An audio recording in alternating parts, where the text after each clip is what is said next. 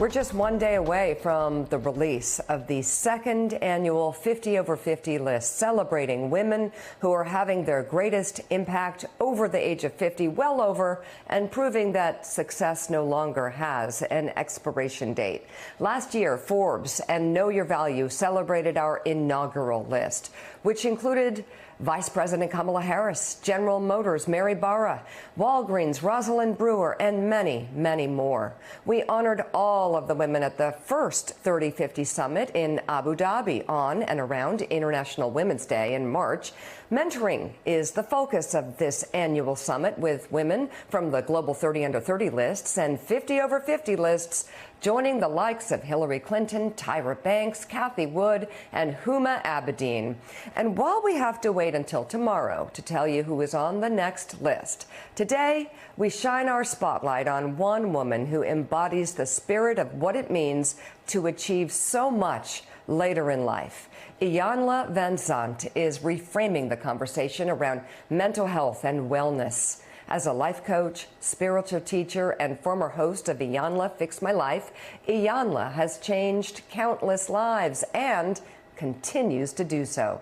She told Morning Joe reporter Daniela Pierre Bravo that at 69, she's just getting started. Do you think, I mean, you've had, again, such a long career, and I'm just wondering, at what stage in your career do you think you've had the biggest impact in that calling of healing? This stage right now, starting with the pandemic, when people really needed something and they were more willing than ever to try anything. So I started with a daily exercise activity with people from all over the world, teaching them how to breathe, teaching them how to get still, giving them something to focus on. And I mean, 34 years in, I was still surprised by the response that I got. And it was called the antiviral message. I did it every day for 49 days during the shutdown. And then I went to once a week. So that to me was the greatest impact. Not the 19 books, not the television show. Well, the television show would be second. But in that moment, and the reason is because people were so willing. I thank Miss Corona, I call her Miss Corona, for two things.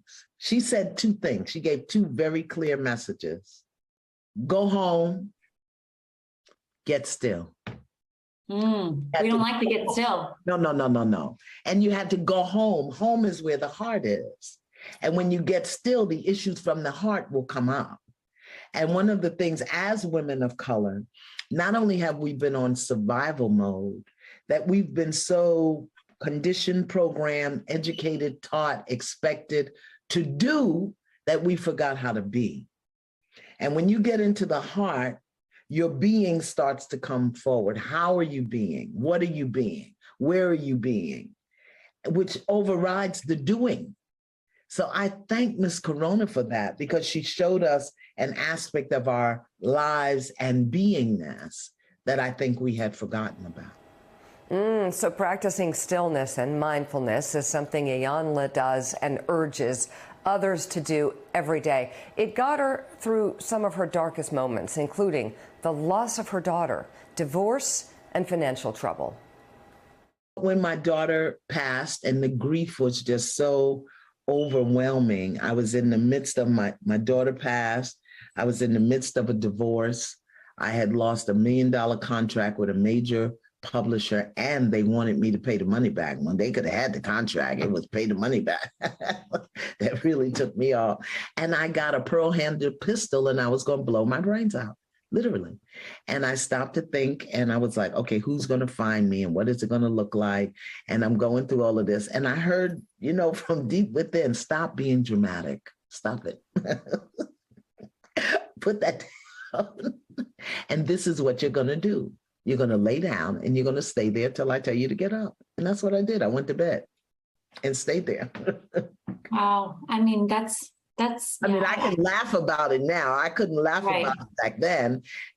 But in those moments, you could have not told me that I could sit here today and laugh about it. I had the pistol, it's licensed, in my hand, you know?